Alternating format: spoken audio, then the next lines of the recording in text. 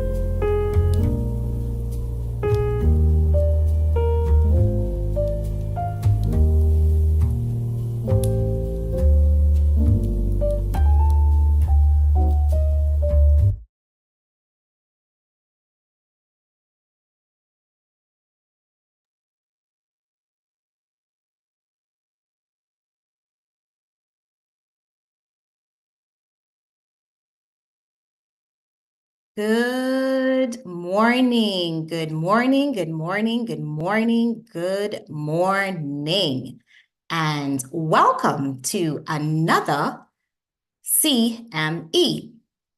I'm so happy to have you here. There we go. Was wondering where I went to. So good morning again, and welcome to another CME event brought to you by the Continuing Medical Education Department at the Princess Margaret Hospital. I'm super excited to be here with you this morning, and I hope you share that excitement with me. But before we get into all of the excitement and the wonderful presentation that is coming to us, let us bow for a moment of prayer. Father God in heaven, we come before you this morning, thanking you for allowing us to see another day, thanking you for giving us another opportunity to share with each other, to learn from each other, so that we can be better physicians to our patients and just better citizens in the world at large. We ask you to be with this speaker. She's bringing forth a very important topic, oh God. Our nation needs healing, and we present our nation to you.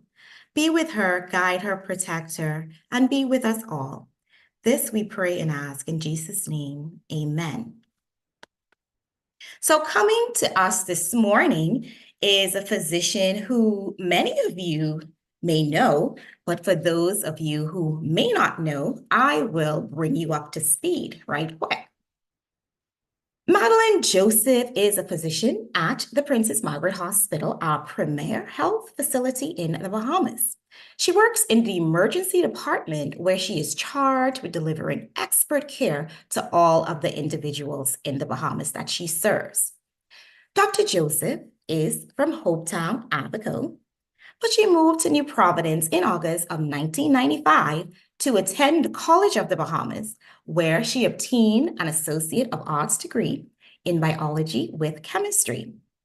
She went on to attend the Florida Memorial and graduated in July of 2000 with a Bachelor's of Science in Biology, cum laude. She received her medical training from the University of the West Indies, where she graduated in 2008. Teaching, cooking, traveling, and running. She is well known among her various circles for her cooking skills and loves to feed the masses. Thank you, Dr. Joseph. We know who to go to when we're looking to be fed. Looking forward to it. So, my fellow colleagues, I ask you now to pay close attention to this very, very important topic that she's going to be bringing forth to us. I present to you Dr. Madeleine Joseph, presenting on Caribbean Regional Firearms Assessment, assessing the socioeconomic costs of violence. Dr. Joseph?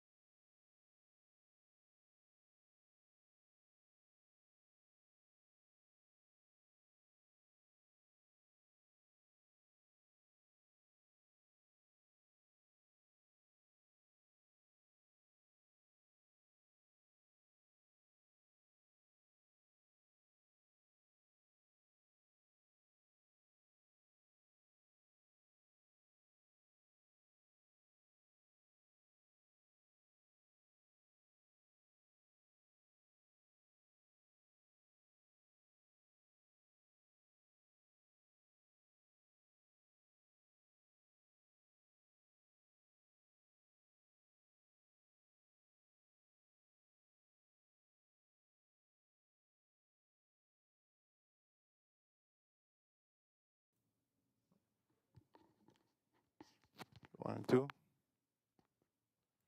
You're still muted, Dr. Joseph.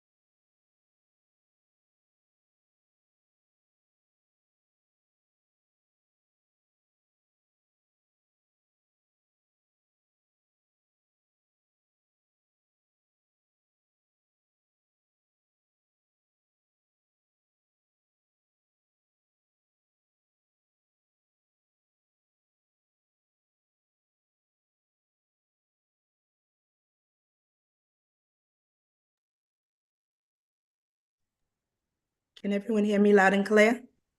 Yes, we can. We're good Okay. to go. Okay. All right. Good morning, everyone. Thank you very much, Dr. Bain, for that introduction. Those who know me in A&E may know that I love patients, but I most definitely love trauma. And so when CARICOM invited me to lead this research in the country back in 2021, I said yes, without a doubt, yes. Not only because I like trauma, but it was getting a little tiresome simply seeing the patient, patch them up, call surgery. My bigger question was, okay, this is a lot on the hospital. What is it costing us in every single way? And what is the cause of all this violence? And so after doing my DM research in trauma, Dr. Wells mentioned to someone in the region that I love research and that I love trauma. And they remembered that she called my name in a room where I was not present, and CARICOM called. By now, most of you should know, even if the Bahamas is our only example, that we have a lot of violent deaths in the Caribbean. And a lot of these deaths are caused by guns and ammunition. What the region doesn't know, and there are no previous studies that state the fact as to the socioeconomic cost of the violence. And so the small arms survey based in Geneva, the small arm researchers are sponsored by the German Foreign Office. They really look at everything to do with small arms, guns, knives,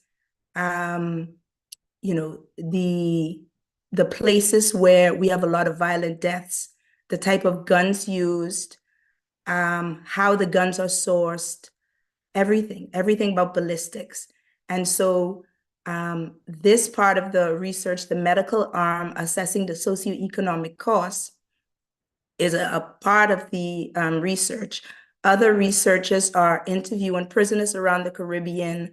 All the police commissioners have met, just sharing information. Economists have met because it is costing the Caribbean a whole lot of money.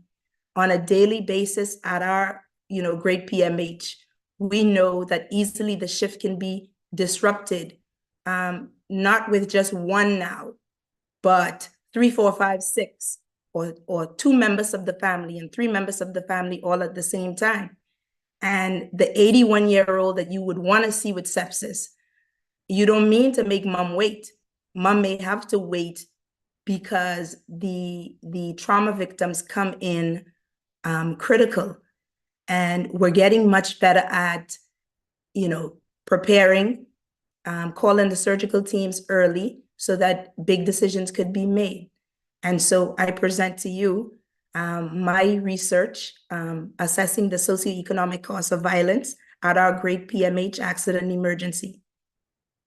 I have no financial disclosures, only this fella here. I will start with a case presentation. Sorry, We'll have a little about the we can't see your background, slides. research aims, methodology, and discuss some of the results. We'll go into the discussion, limitations, and some opportunities for change and mitigation, and conclusion and references. On a regular 4 to 12, we thought we were having a good afternoon, and we usually don't say it out loud, fingers crossed. A 19-year-old female patient presented via private means, just saying, I was only waiting for the bus. She sustained penetrating trauma to the right chest, and we found that she had a right pneumothorax. Before we could put in the chest tube, EMS called with another patient who was also at the bus stop with penetrating trauma to the head with a GCS of 3. And a second ambulance was en route with a third person from the same scene with penetrating trauma to the head. well, within this young lady's first 15 minutes, her bill, public gazetted fees added up to about 3,000. By the time we repeated the x-ray after the placement of the chest tube, we were well into $3,500 and $4,000.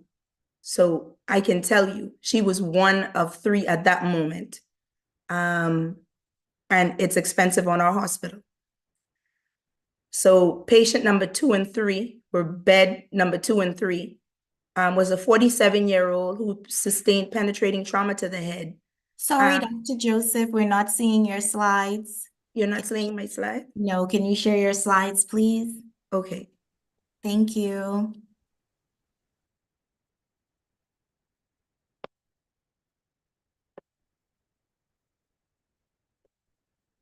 Are you able to see the first one?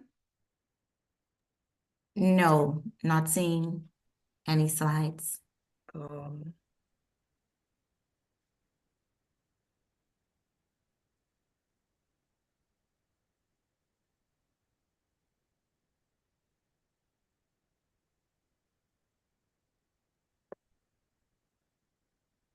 Anything? No. Are you in share screen mode? I am. Okay, let me share again. Okay, while we sort out our technical difficulties, I don't know about you, but I'm ready for this. I'm ready for this presentation because based on what I heard thus far, it sounds like this is going to be very informative indeed. While we await, please remember to change your name that you signed in with. Please change it to the name that should be reflected on your BMC certificate, please. Also, remember to complete your survey at the end of this presentation. And there is also a reminder, if you have not done so as yet, please complete the health workforce assessment survey. There is a survey that has been going around for several weeks now. We want all of you to have an opportunity to give your input. How can we make a difference if we do not let our voice be heard? So let's take out our phones, take out our computers, tablets, by whatever means necessary, and complete that survey. You should have seen the link coming around in WhatsApp groups, but if you have not, no need to worry. I have you covered. I will be posting the link shortly, and you would be able to save that link and fill that out as soon as possible. Are you still not able to see it? No, still not able to see. Oh, I thought something was happening there.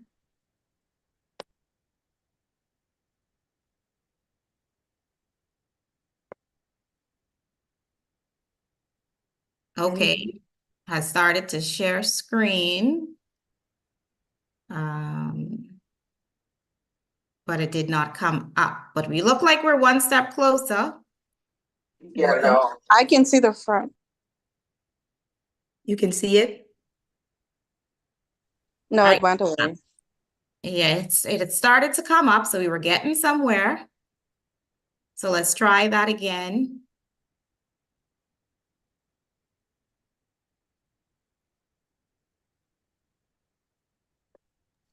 Is your title sheet page the flyer?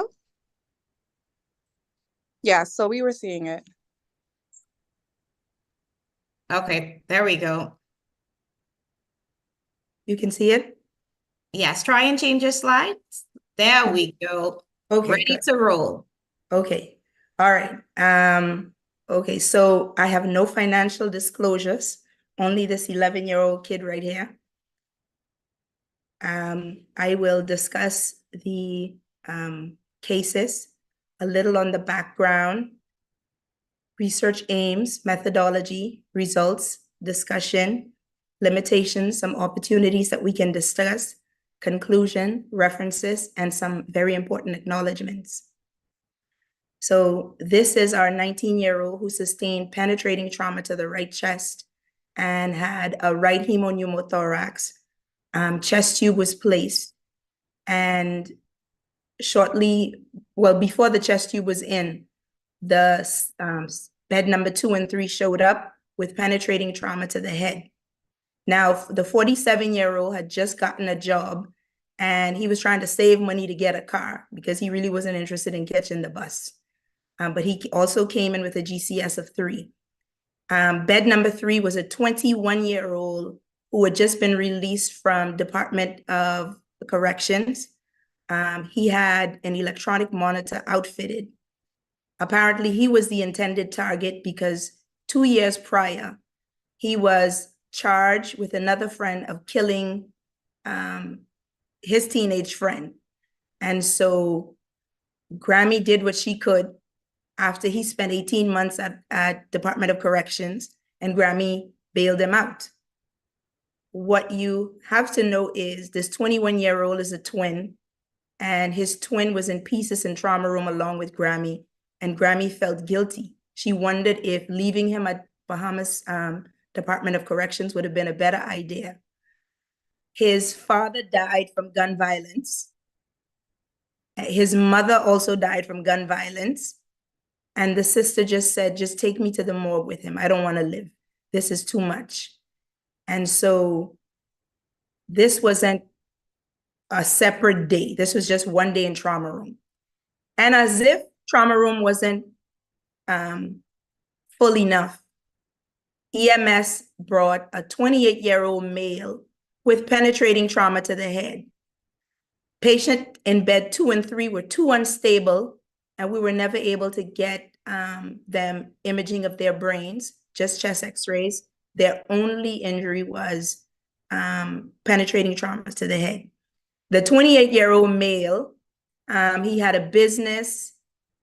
The mother of his second child had just broken up with him. She was 21, and she had just had a baby. We don't really know the circumstances of their relationship, but it wasn't working out because the baby might have been a month old or less, and they broke up. He insisted that he visit his newborn son, and they let him in the bedroom to visit the mother. And the young lady's mother heard something, and when she checked in the room, the mother was laying on the baby, and she was bleeding and not breathing. The father also was laying on the ground, bleeding, with some respiratory efforts. And so all in a short time on a 4-to-12 shift, the pediatric team had a bench full of kids, but those kids had to wait because the baby was a trauma patient in peds. He needed to be in trauma, but we didn't have the space. The father now was in trauma, so we intubated the patient in bed number 2, 3, and 4. Neurosurgery was on board, and bed number 1 was the 19-year-old patient with a right thoracostomy tube. And as you know, every patient who is deceased, before they go to the RAN morgue, they have to come through A&E. They are registered patients of accident emergency, whether we know their names or not. And so I had to go outside and pronounce the 21-year-old mother. It was absolute chaos. And at that point, you have to lock down the place because imagine you have family members for all 5 patients. And even if the patient in bed number 4 had just killed his ex-girlfriend with an injured baby, he still had people outside who still loved him. And so this isn't just, one special day in A&E. This is every single day now. And so we are on edge when nothing comes in because you don't even know what's going to come in through the door.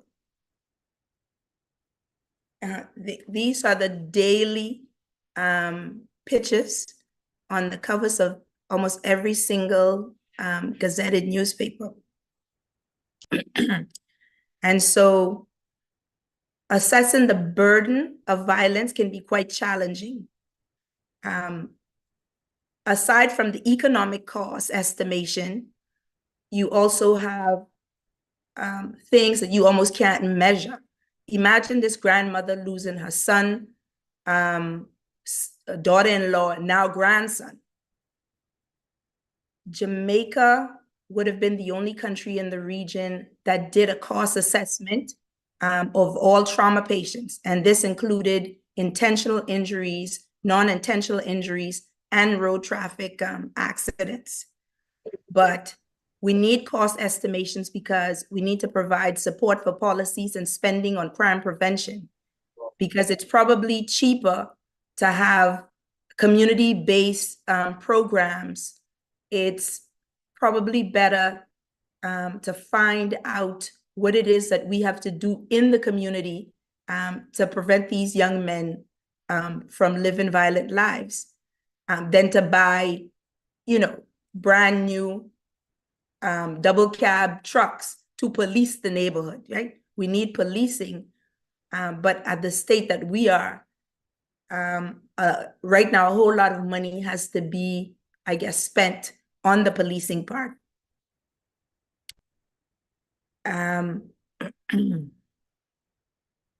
So because of the lack of studies in the Caribbean, this study by the Small Arms Survey, along with CARICOM, CARFA, UWI, was undertaken to estimate the direct medical costs and the indirect costs of violence in the 3 Caribbean countries.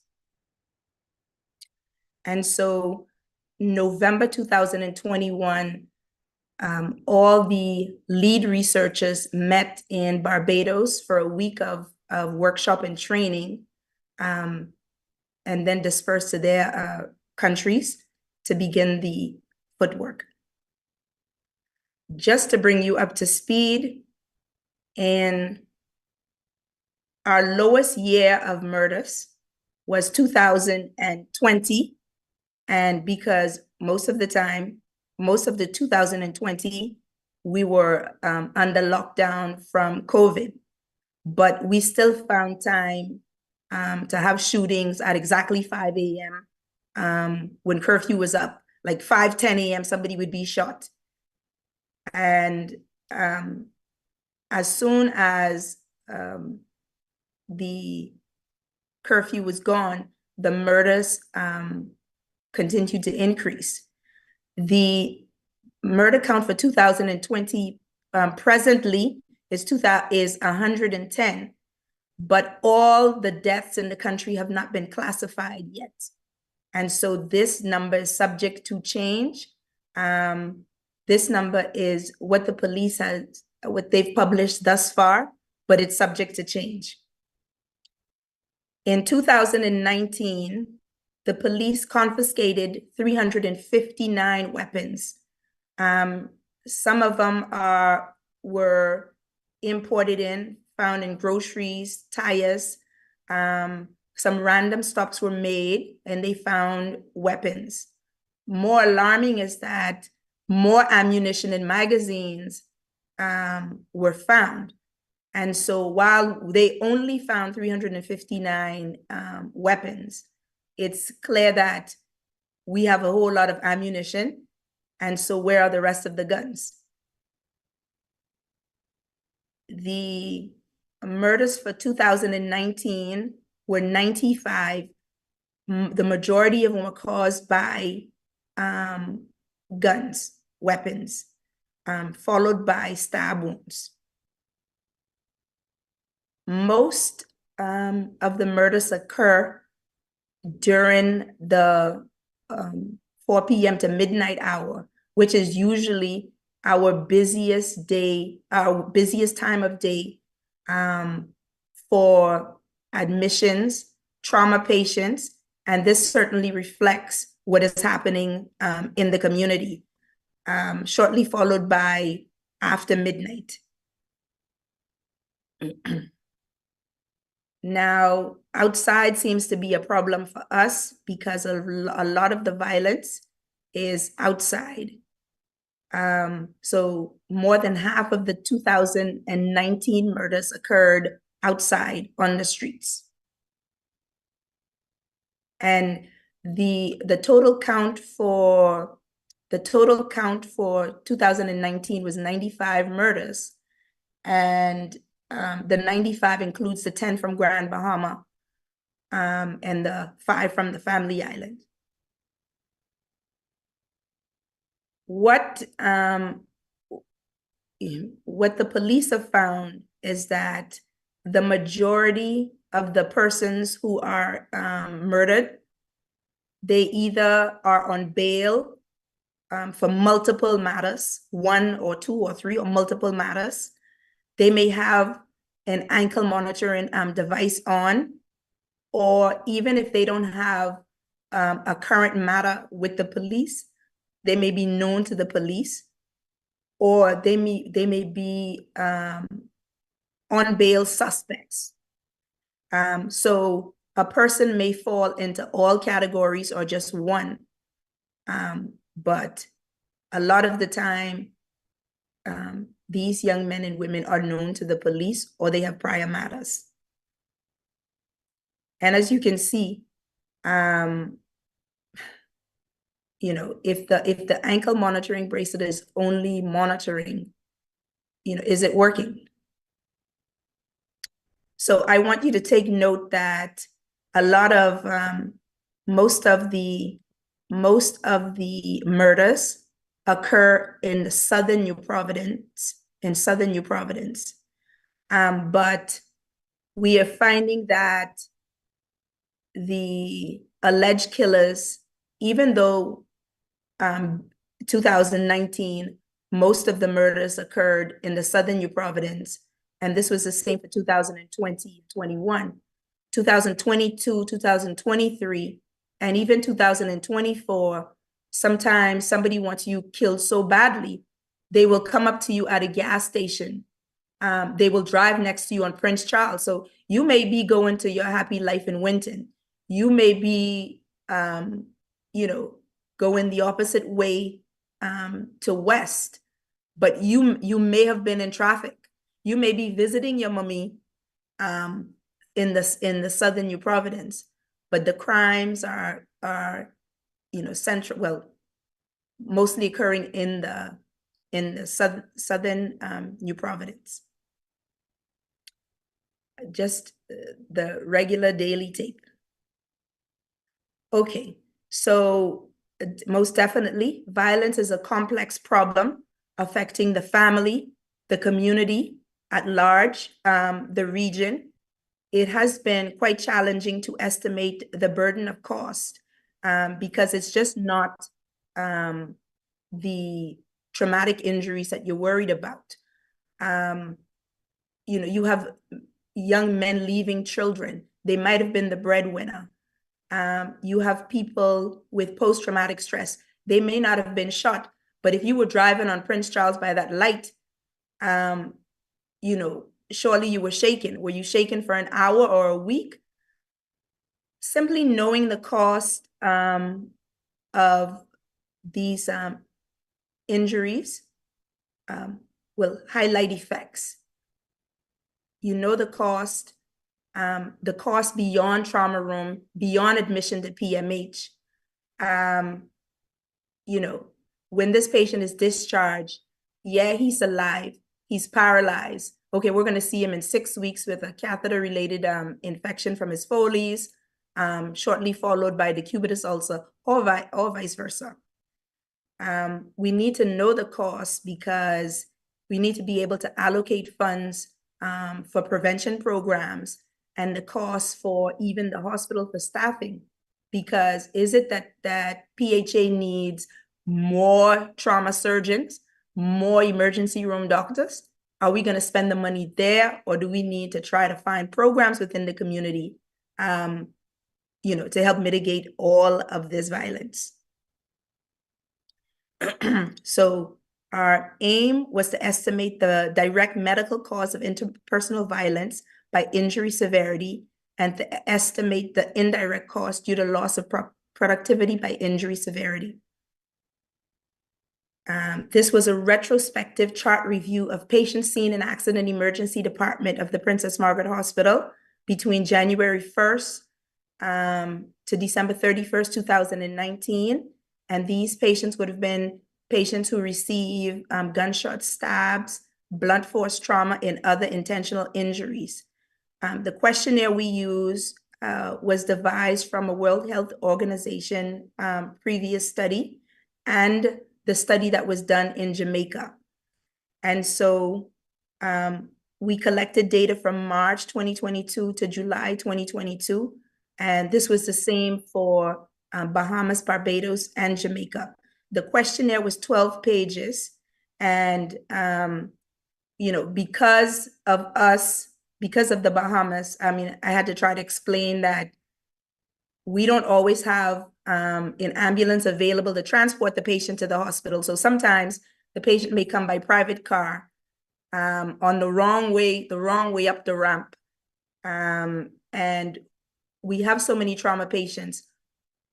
Sometimes the patients have to be admitted on surgical wards. And so to have to give them a list of all the wards at PMH, some patients went to every single ward, you know, legacy everywhere.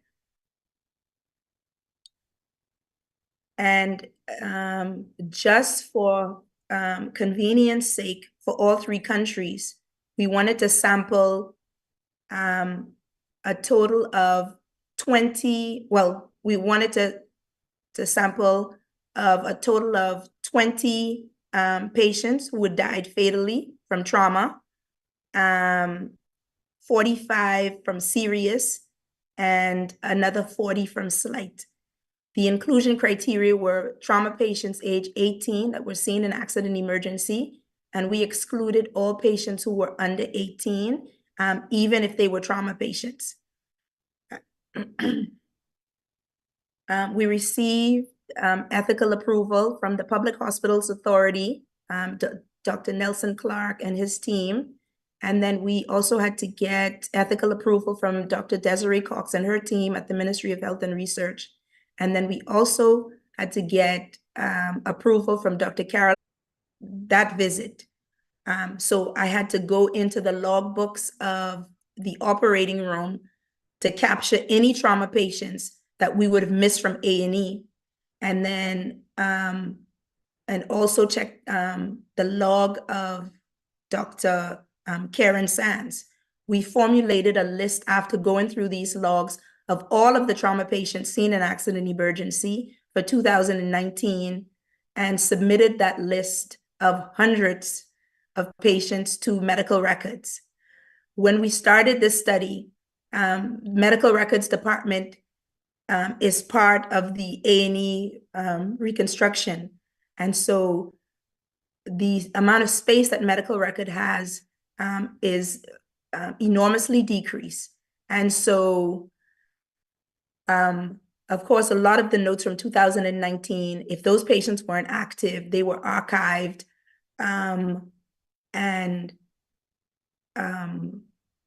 You know, medical records did a fantastic job of, you know, bringing the notes in. If they were in warehouse, if they were off the island, we were able to get the notes. And Dr. Karen Sands provided the notes for all the deceased if those notes weren't already in records. And so even though they didn't have space, we couldn't even work in medical records during regular hours because the space was so tight. The regular staff needed the space, but they were able to give us a shelf. And as they found the notes, they placed them on the shelf. And daily, we would sort the notes. We would sort the notes into slight, serious, and fatal. And random numbers were assigned to the slight, serious, and fatal notes. My fabulous team of Dr. Tamara Mackey and Dr. Shivago Roll. And so the financial information garnered, unit costs from financial departments. So the Princess Margaret Business Office was able to provide costs for me that I didn't even know existed. So there's a cost for a public patient There's a cost for a public patient if they want to become a private patient. Cost for a public patient with private insurance and private patient fees. But the majority of the patients in the study, well, all the patients in the study were all public patients.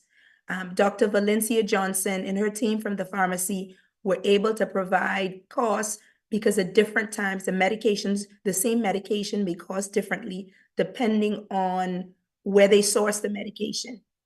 The average wage rate per capita, that was obtained publicly. And so the economists who were part of the study were able to source that data from Ministry of Finance and also from National Insurance. Because of our special, beautiful geography, the construction worker in Nassau may make a different amount than the construction worker in Exum and Abaco. So all those fees had to be assessed. Incident data for the slight, serious, and fatal injury incidence figures were obtained from the Small Arms survey and hospital records. Just our daily lives. And so we found in the study that for all three countries, the majority of the injured were male. They were not just male. They were male in their prime years.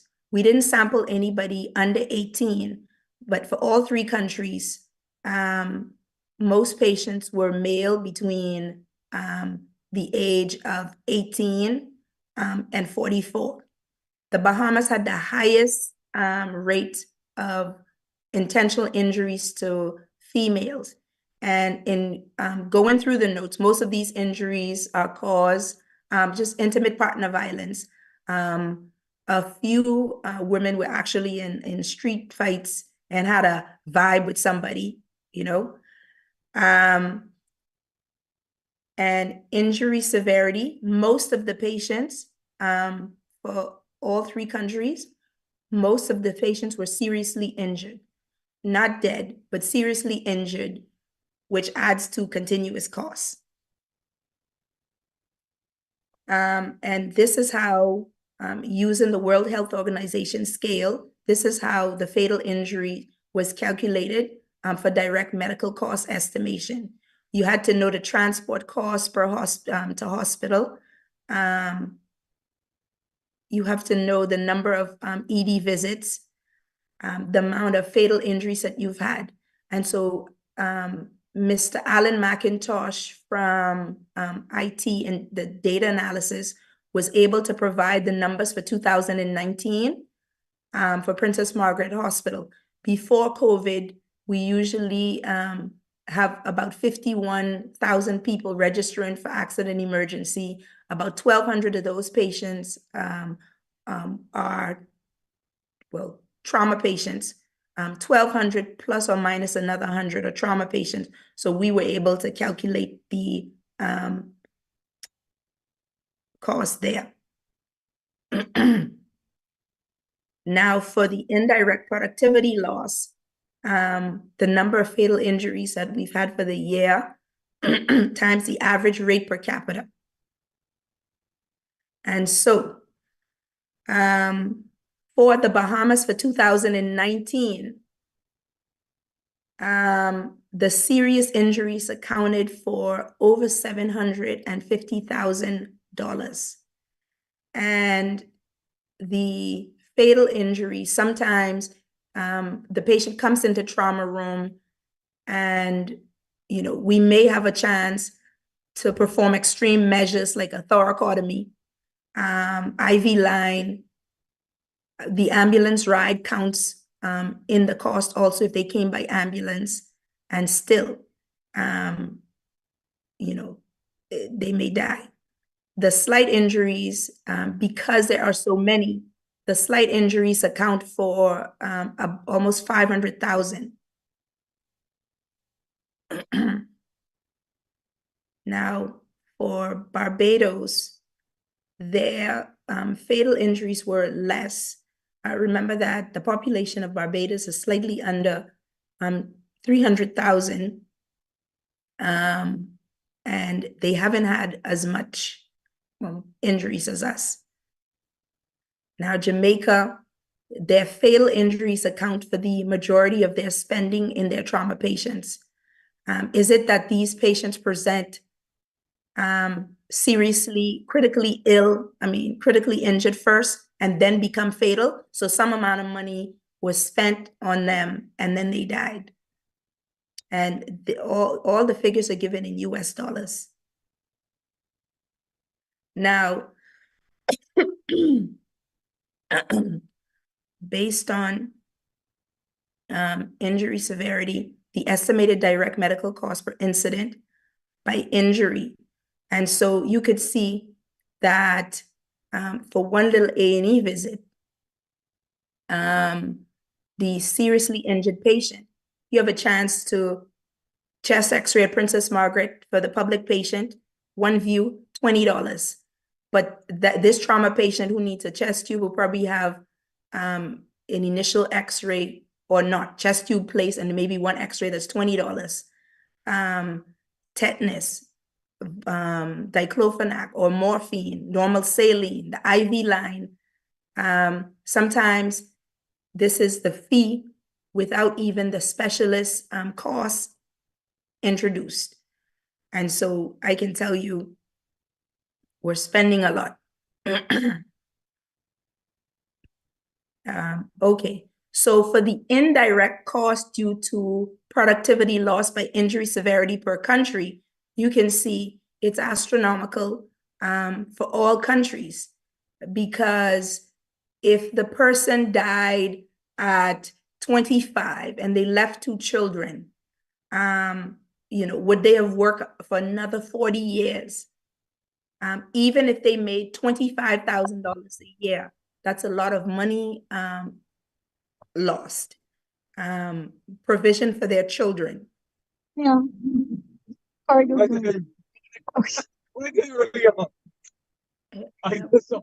Yeah. And so productivity loss is quite expensive for all 3 countries.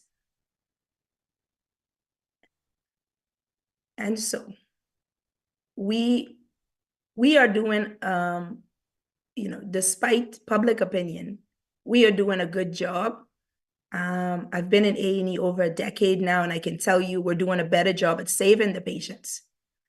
But the highest, it's showing, because the serious injuries have the highest direct medical costs, the highest medical costs.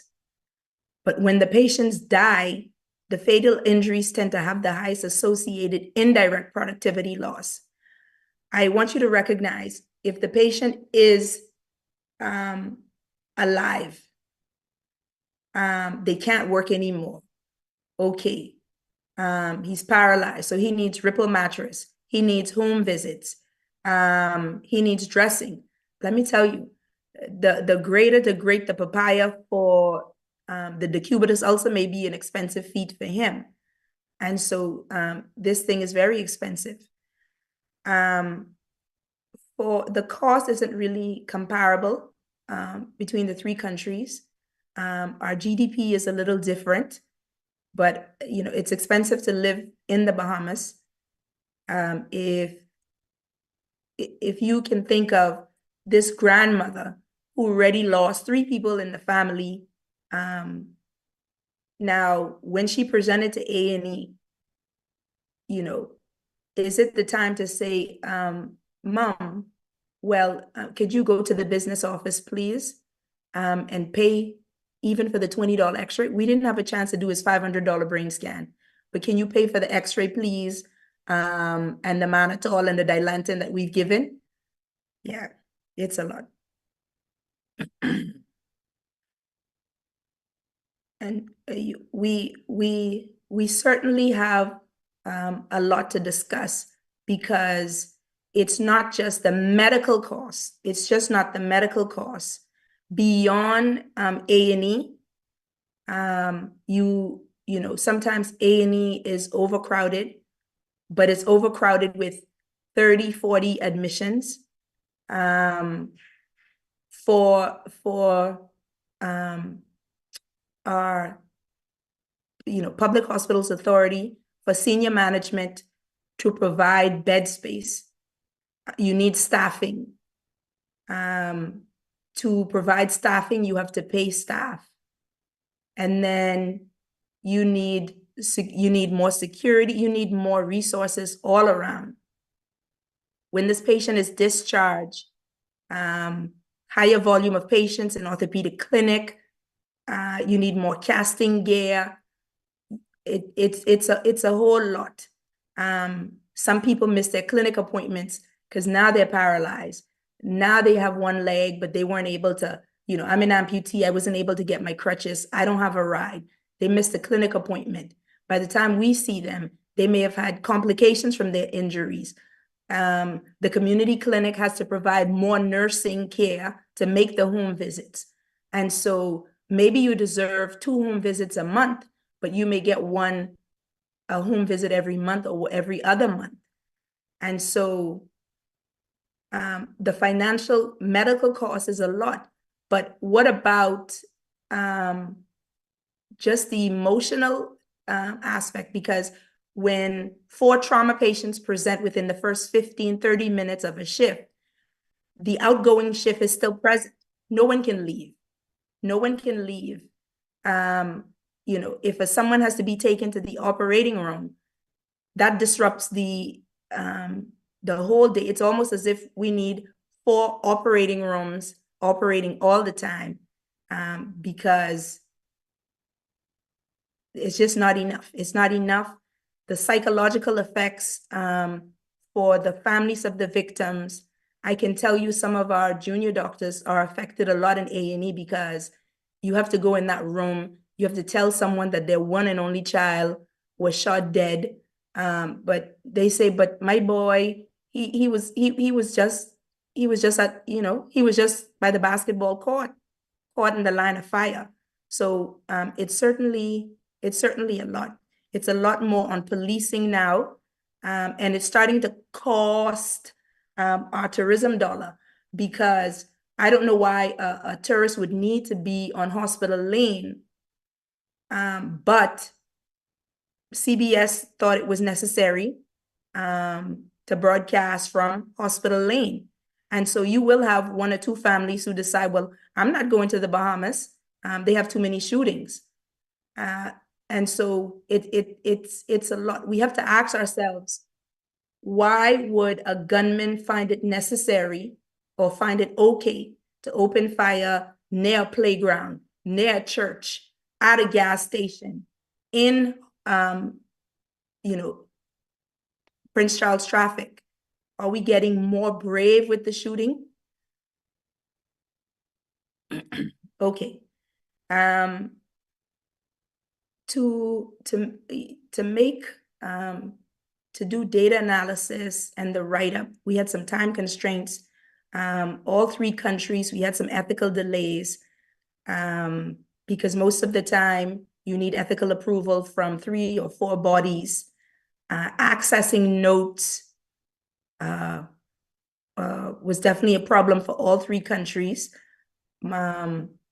Bahamas, once we got the notes, we were able to enter the data, no problem there.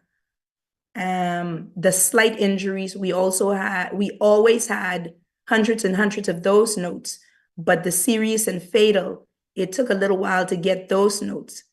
The costing information, we had to sift through, this is the public fee. This is a public patient who's willing to pay private. This is an insurance patient. And so it was a lot. The other thing too is we waste a lot, and sometimes at PMH, it's not even intentional, because the patient comes in, give me a size 16 catheter, the 16 doesn't fit, and you end up inserting an 18. It's not documented that you use 2 catheters. And the gauze upon entry in A&E, the EMS might have used 10 4x4 gauze. when we look at the wound, we look at the gauze. If it's soaked, we remove it. And then surgery may come, change the gauze, apply sterile dressing. And so I want you to know, however expensive that it seemed for the serious patients of almost 800,000, it's underestimation for even Princess Margaret, simply because we didn't include, the Rand Memorial Hospital wasn't included, and they accounted for quite a few intentional injuries for the Bahamas and murders. The community clinics, if the patient was slightly injured and went to the community clinic, that data wasn't captured. Also, if you presented to a private clinic or an urgent care center in Nassau, or you were a police officer seriously injured or fatally injured and were able to access Doctor's Hospital, that data wasn't captured. So whatever that value is, for just 2019, it's a lot more. It's a whole lot more, because if we included the RAN and even the Family Island patients, it would be a whole lot more. I think that, amidst all this violence, it's time that, it can't be business as usual. We have to discuss the family structure. We have to discuss the family structure. What is our family structure? All things are relative. What would be good family structure for the people in the Southern New Providence? Do the kids have food every night before they go to sleep? Are they able to bathe? Is the 9-year-old hustling at the grocery store as a packing boy to feed his siblings and his mother? We have a lot of intimate partner violence. Do we have enough funding? Are we addressing intimate partner violence enough? Do we have enough funding, for the crisis center?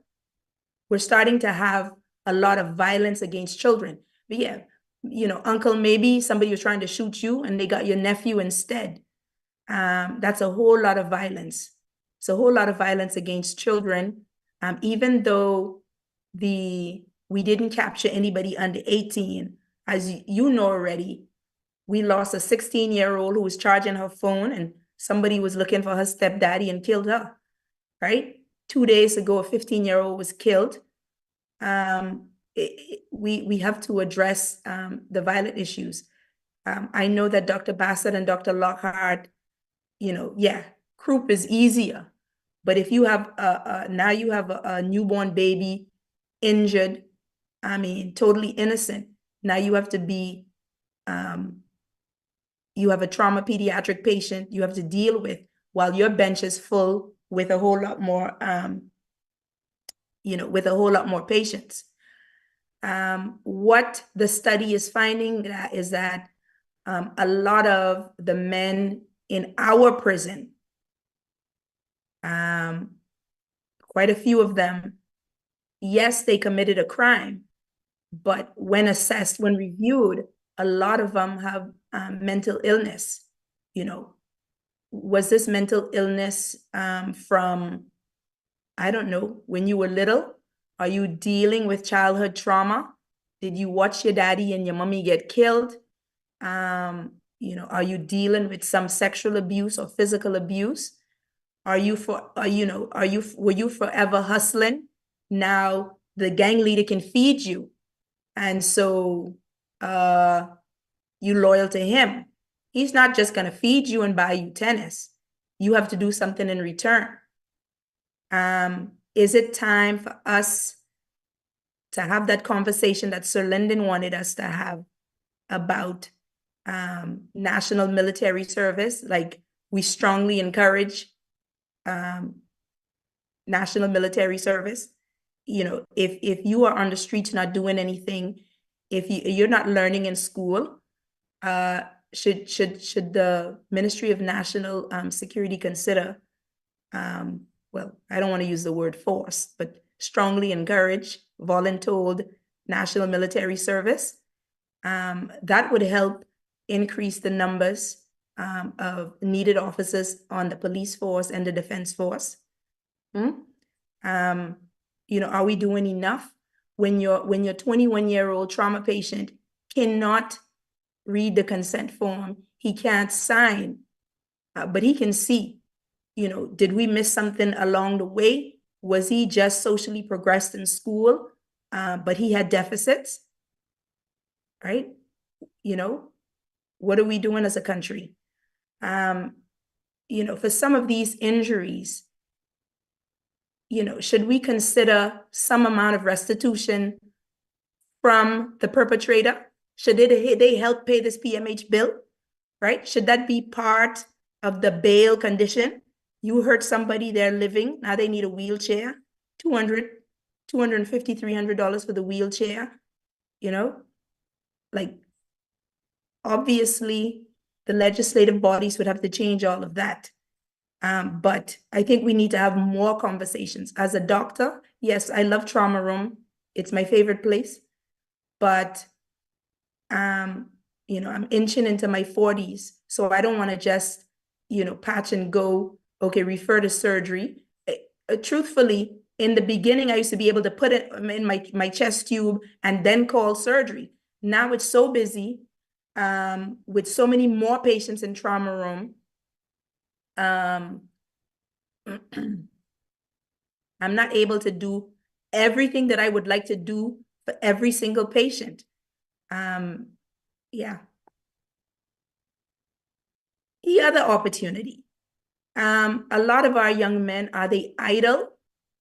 I find that when you speak to them, they don't know, they may not know, what to do.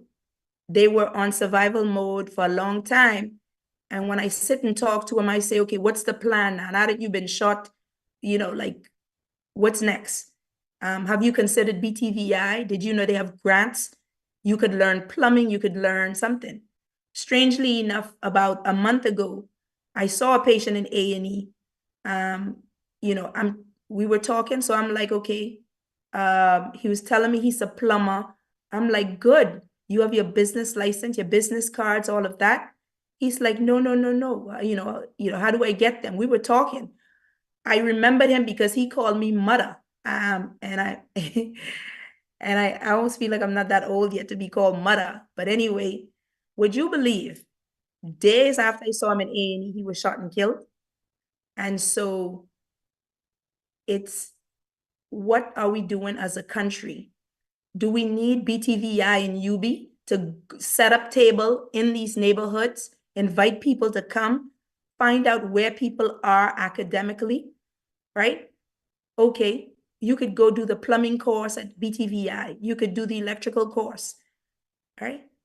A plumber and an electrician or a tiler, they can be hired 24 hours a day if they can work 24 hours a day. What are we doing for these young men? Simply attaching an ankle monitor and, wait for the court case is just not enough. The other thing we need to think about as a country, right? It's not political.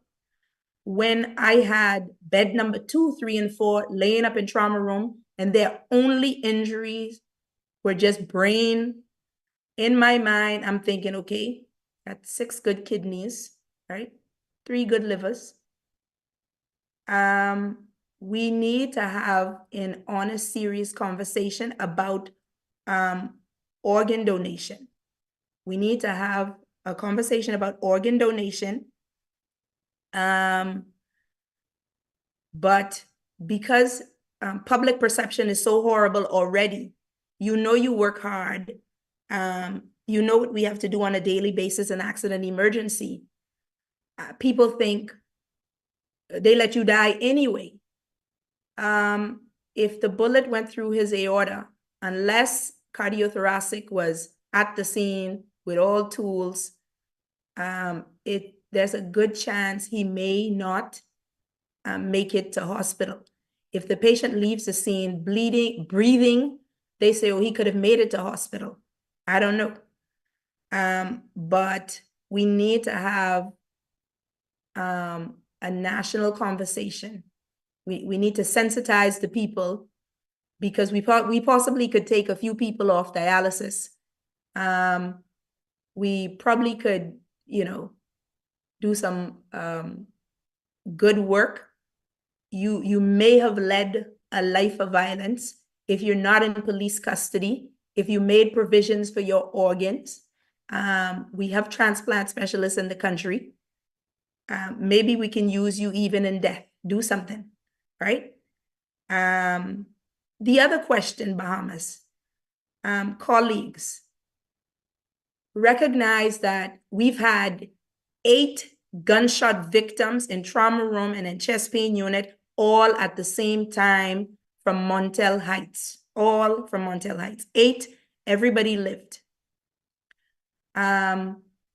We had 3 gunshot victims from 1 bus stop. If these weapons on the streets are high-powered rifles, if they are high-powered weapons that discharge a bullet or bullets, multiple bullets in a few seconds, should we prepare ourselves for a mass shooting? Should we prepare ourselves for a mass shooting? I can tell you that if the killers are that brave to shoot at a gas station, to shoot at a bus stop, imagine a bus stop at 4:35 o'clock. Should we prepare our Bahamas for a mass shooting?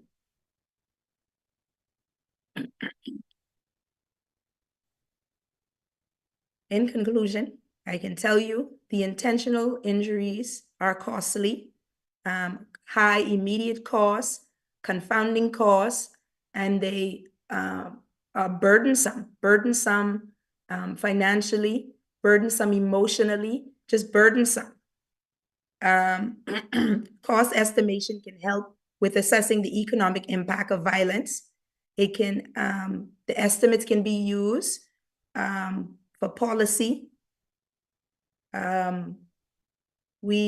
There's possibly potential for further research to be done to fully capture the cost of the violence to inform public health and government level decisions.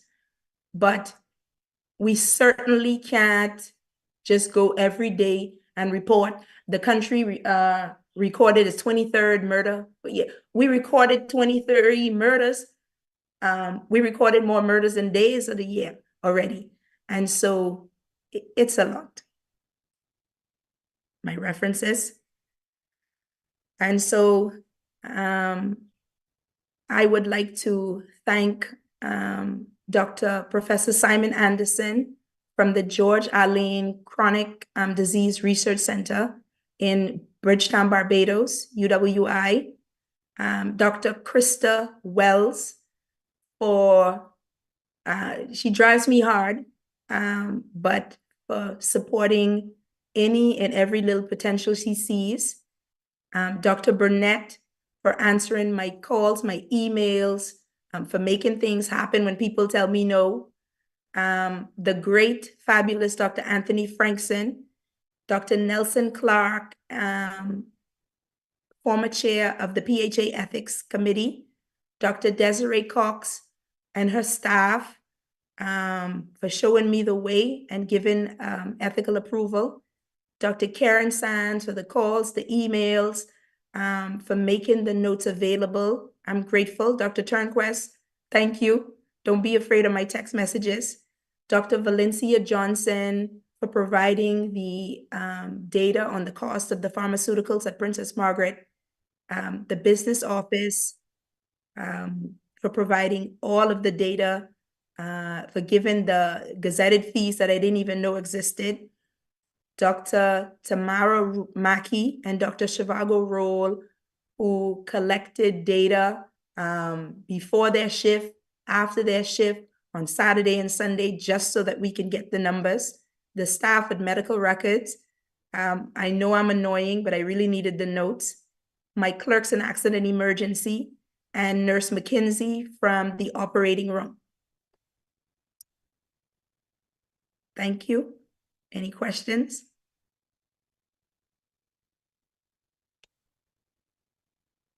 Thank you so very much, Dr. Joseph. Thank you so much. You have brought forth very good information, very insightful information, a lot of food for thought regarding opportunities and the way forward. Yes, we definitely need to prepare, unfortunately, for mass shooting situations because the direction that we seem to be leading towards, we need to just go back in the opposite direction. So the chat is already buzzing. We have up a hand. So we are about to have a time in this section of the presentation. So we acknowledge the hand of Dr. Nicolette Turnquest. You can go ahead and unmute, and I will then begin reading the messages and comments in the chat. Go ahead, Dr. Turnquest. Good morning. Thank you, Dr. Joseph. It was an excellent presentation, and I am not afraid of your phone calls or your texts. It's just I have to brace myself for the barrage. But I wanted to encourage you in your study, and I know you've been looking for more information about violence. And I did appreciate that you highlighted the impact of victims, because we do not have progressive studies showing how much violence costs the victims. I can say that in the morgue, I have had multiple, but in particular, I remember one case specifically where a young man was shot. He was paraplegic. He got back up on his feet. He was going on to the street hustling, as you say. And then maybe 4 or 5 years after he was shot, his attempted murderers came out on bail. And he became depressed. He didn't go outside anymore. And maybe 6 months later, he was in the morgue because he got, like, I think, a massive hemorrhage from a decubitus ulcer. So I just wanted to say that I think we can benefit from a progressive study showing the cost to the victims, and maybe that will encourage our legislative body to do a bit more, because the cost is high. I will say the cost is very high. But thank you so much for your presentation. Thank you. So, end of last year, Small Arms Survey and CARICOM invited me again to lead the second part of the research, which is the path forward, policy making. And so this time, psychiatrists, psychologists, ballistic specialists, everybody was on hand, the head of the Police Commissioners Association, because like a place like Antigua with less than 100,000 people, they have like 1, maybe 2 murders a year. But St. Lucia has an uptick of murders. So, the Caribbean now is concerned about Bahamas and St. Lucia. And so they are depending on the information from these studies just to see, like, what is the way forward? What, what can we do? It's a lot. It's a lot. But thank you very much, Dr. Turnquest. Okay, yes, thank you. Can I make a comment? I can't put my hands up. Hi, Dr. Robert. Hi, how are you? First of all, excellent presentation. I just want to make 2 comments. First of all, what we should have had some time ago, and it's probably is never too late to start. We must have, not should have, we must have a trauma registry. Yes. So that we can have, looking at the data that we require in terms of going forward. So I think the first thing I would like to see come out of a talk like this is to have a trauma registry. I say that because we have tried on several occasions. We actually had a injury surveillance excellent program that came out of the World Health Organization about 20 plus years ago. We tried to do this program whereby we had this questionnaire, and in fact, I still have most of the data stored. We never completed the study, and that was because it is extremely difficult, and why I say the trauma registry, when you are a busy physician or a nurse working in there, you don't have time to sit down and record all the services and the data that you need to go into a registry. Oh, So no. you need to have individuals whose primary job in the emergency room is looking at the data. Yeah. And that's where you're going to really get the information. Yeah. So it isn't something that we can do actively while we are providing the care. It's too chaotic. The next point I wanted to make was that we did have that problem whereby one night, I remember correctly, Dr. Shea had presented this. One night we had a gang war, and we had 13 injuries that night, and we had every operating theater before we had every operating theater up until 1 or 2 o'clock in the morning was piping, because we took at least about a dozen or so injuries into the OR that night. And finally, the most important one to me is this: we are showing the dynamics of the social determinants of health. Yes. Violence is not a health issue and such in terms of tertiary care. No. Where we're going to really get the major impact in terms of this public health issue is in that primary prevention programs that you talked about. Yes. So we'll never win this battle if we'll never have enough surgeons. We'll never have enough operating room. We'll never have enough money. No. And so if we focus our 80% of our monies in the tertiary care, we need to look, how do we add in order that our primary care programs or the prevention programs, the education program, it's a community effort. Yes. And I just finally want to say that we've had these challenges before, and we've overcome them. We had one of the world's largest HIV epidemic at one time, and we were able to galvanize the population, the communities. Everyone contributed, and we were able to overcome that problem. The same thing happened when we had the drug problems, and the cocaine addiction. So I think we need to have the same approach whereby we recognize that the primary benefits we're gonna get and how we can overcome this problem has to be a community directed initiative. Everyone must make a contribution if we are to look particularly for our young people and so on. So that's just my comments. Congratulations. We got a lot of work to do, and we should really look at getting that trauma registry. Yes, sir. Thank you so much, Dr. Roberts. I recognize the two hands that are up. Just give me a quick opportunity to read a few of these text messages that came through on the chat. A very nice presentation. This is from Dr. Bansal. Please forgive me if I mispronounced your name. A very nice presentation. I believe these facts, figures, and the knowledge should also be conveyed to the general public so they can make a good decision. Yes. Dr. Ablak, good morning. Excellent presentation. A lot to think about to further our healthcare reform and future decisions and planning. Was this presented to the Ministry of Health?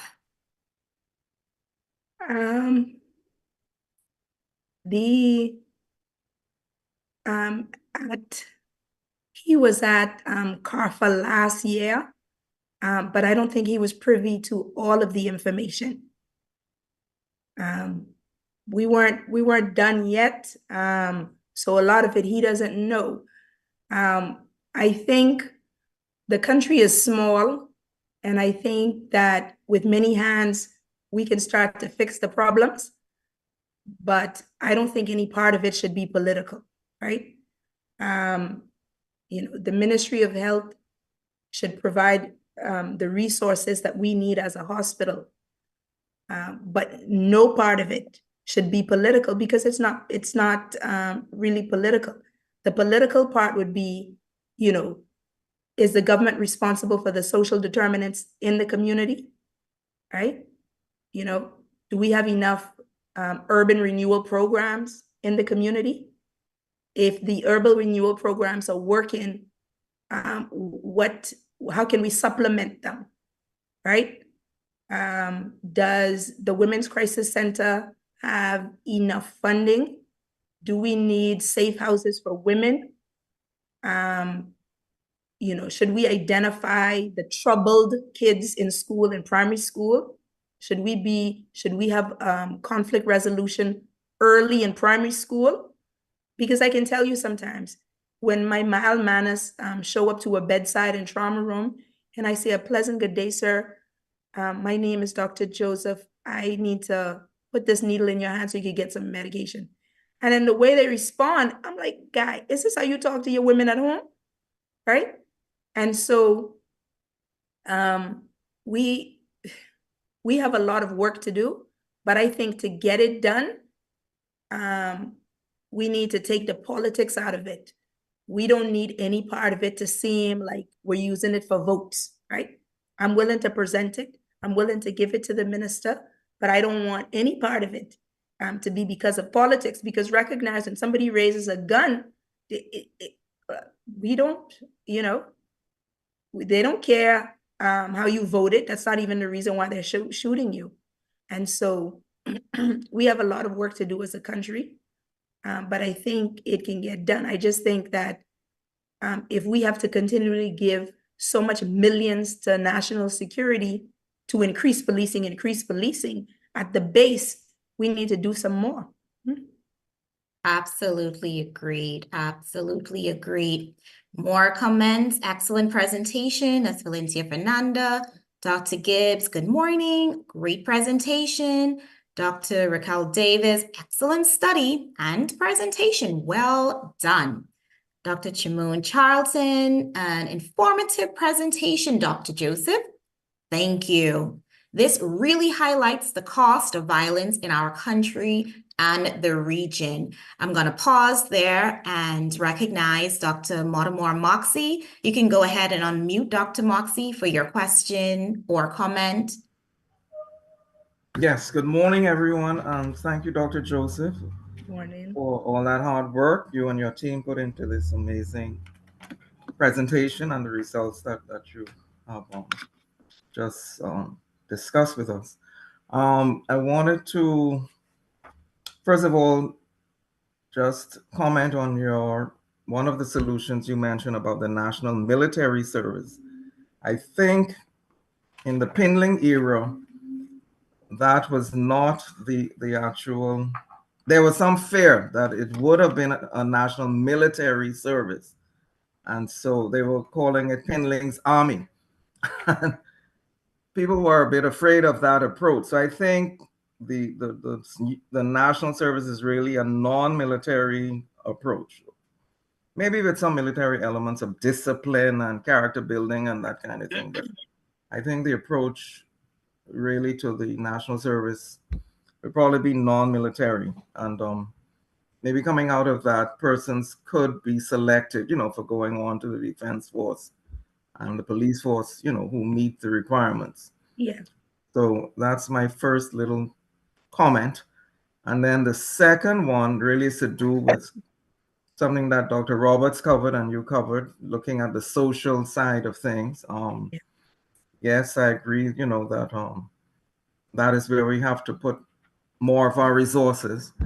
And I was just at a conference or seminar, what was it? A community meeting, that's a better way to put it, in the Fox Hill community just yesterday. And with the Prime Minister, the Minister, for Foreign Affairs, who was the MP for Fox Hill, Honorable Mr. Mitchell, and the Minister of National Security, Wayne Munro. And also we had many police officers there. And, the purpose of the meeting was to discuss crime in general and to come up with some solutions. And there was a very productive meeting. We had about 200 people there. I was invited as the Crime Watch president of Monastery Park. And, other members of my community were there and other members.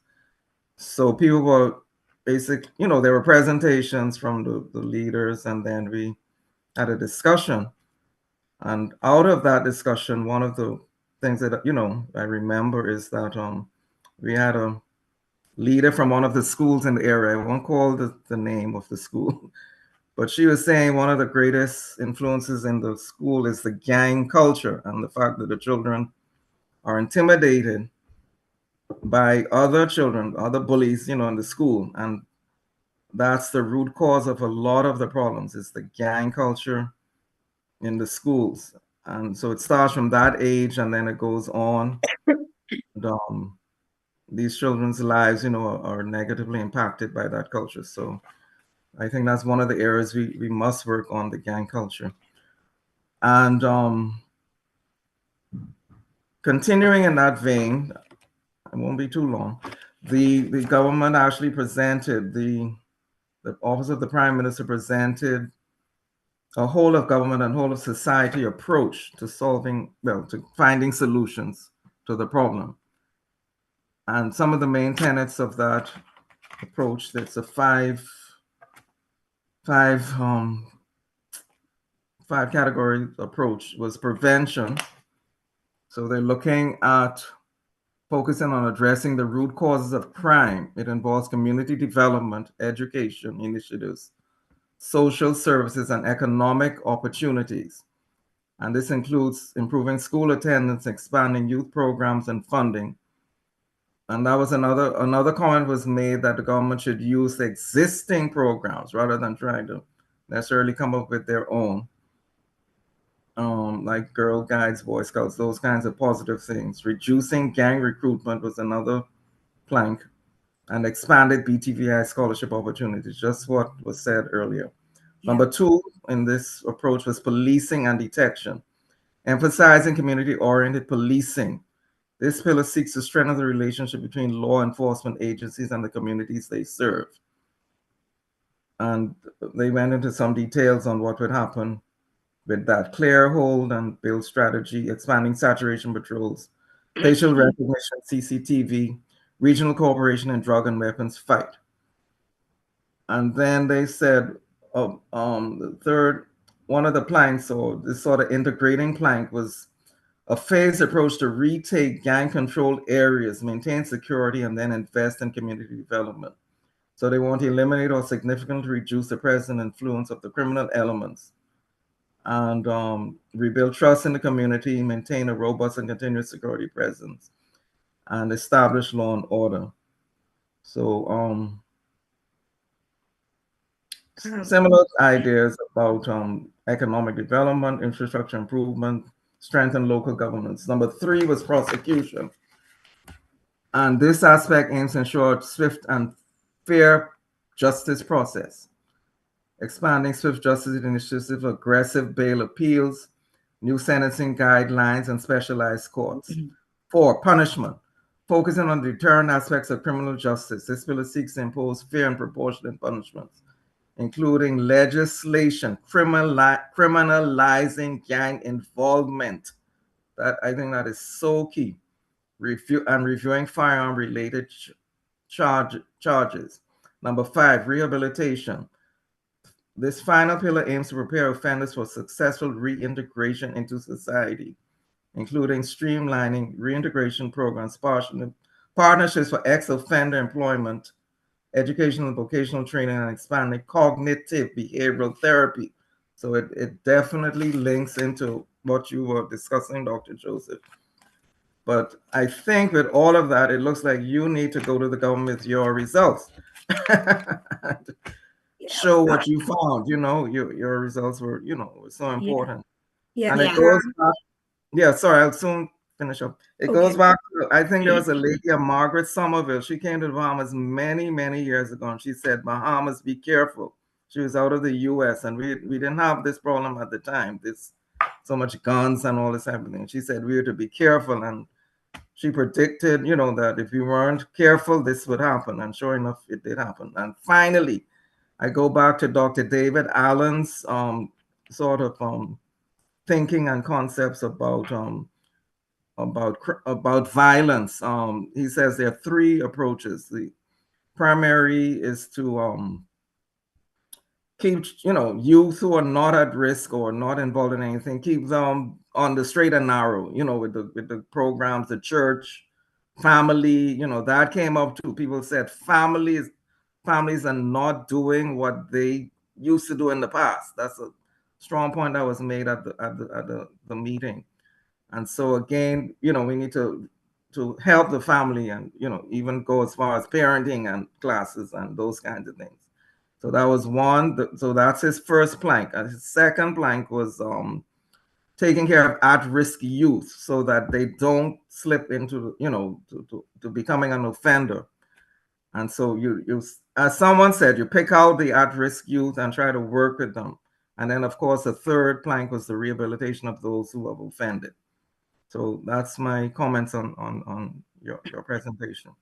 Thank you very much, Dr. Moxie. Lots of information, good information indeed. We're going to try and kind of move with a little bit more pace because we have a lot of more comments to get through. We still have someone else with their hands up to make a comment, and we want to give adequate time for any further response. So Dr. Pettican, excellent presentation. So much work to be done. So much work indeed. All aspects of society are impacted. Dr. Gibbs, did you consider including Trinidad and Tobago? Why or why not?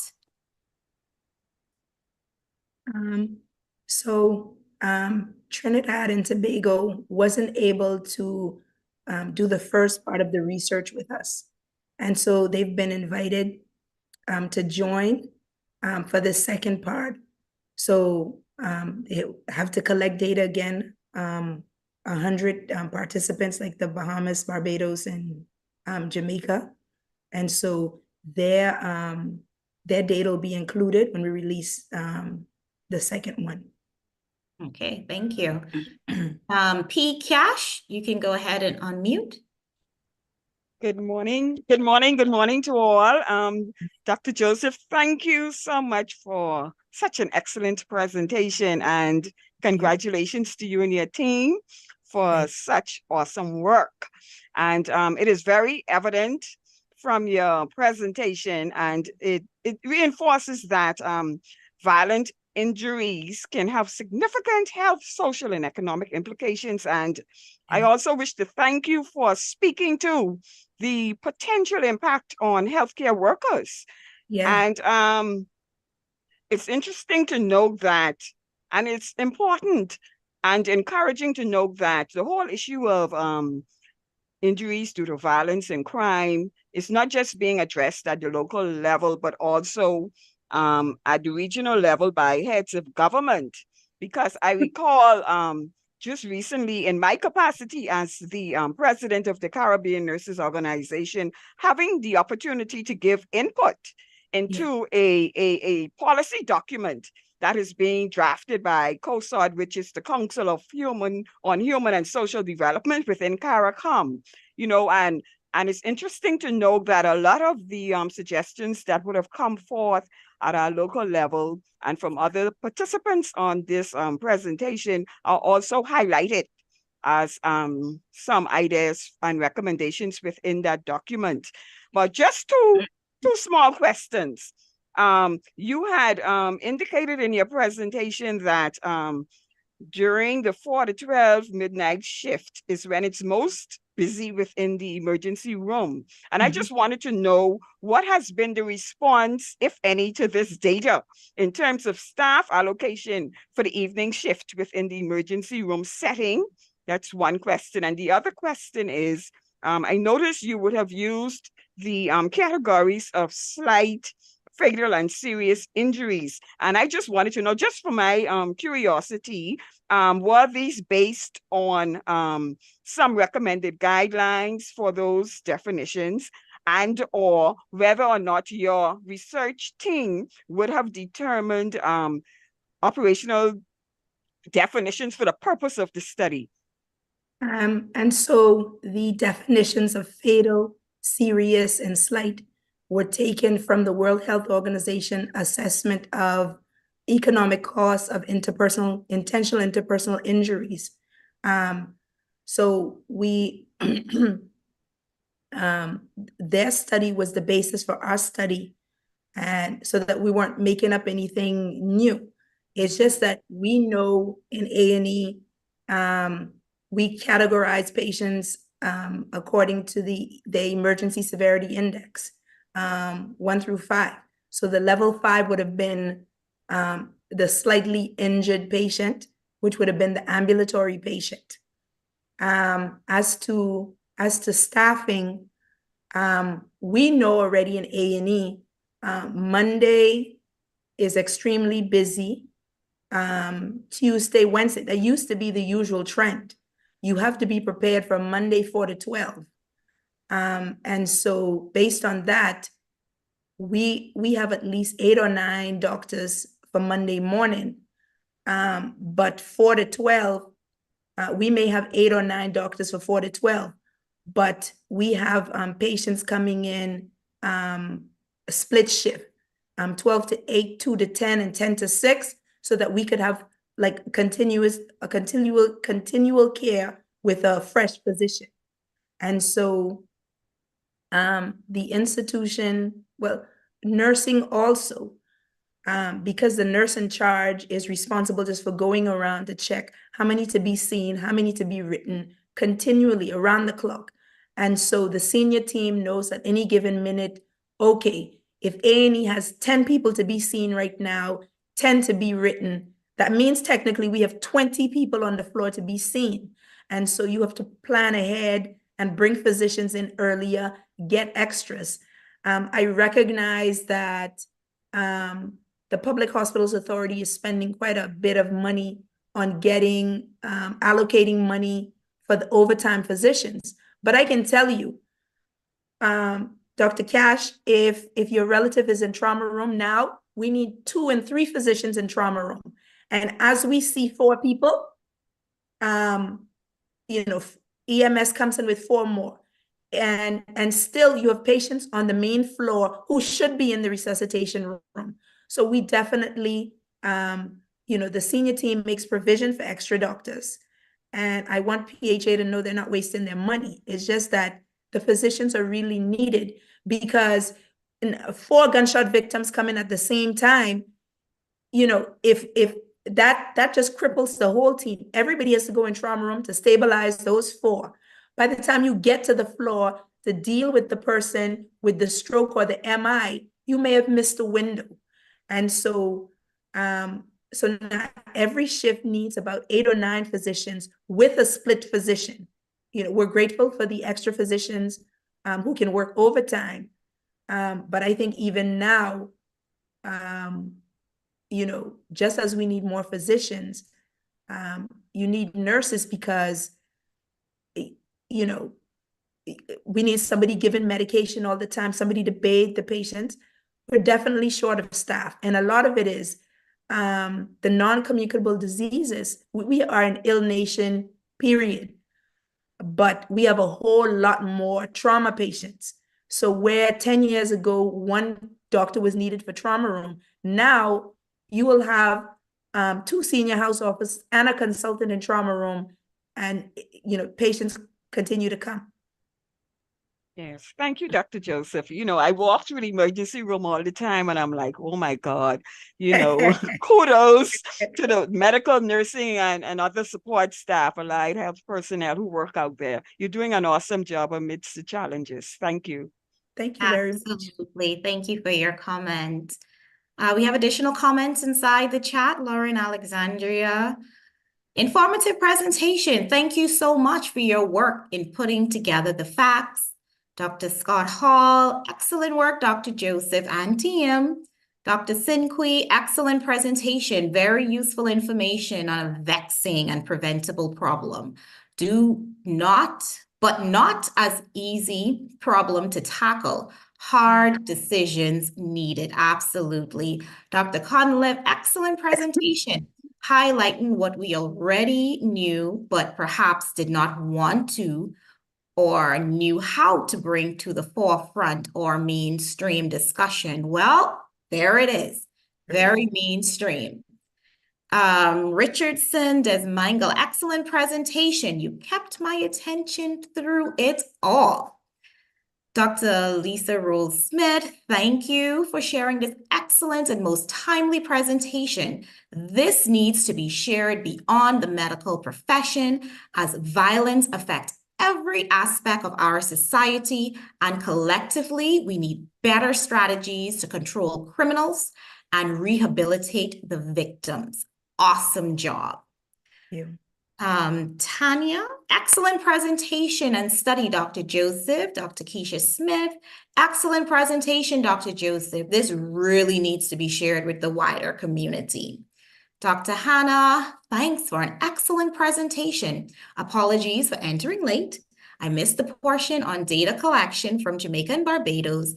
Was all data collected by medical notes, or were there usable trauma registries or electronic medical records?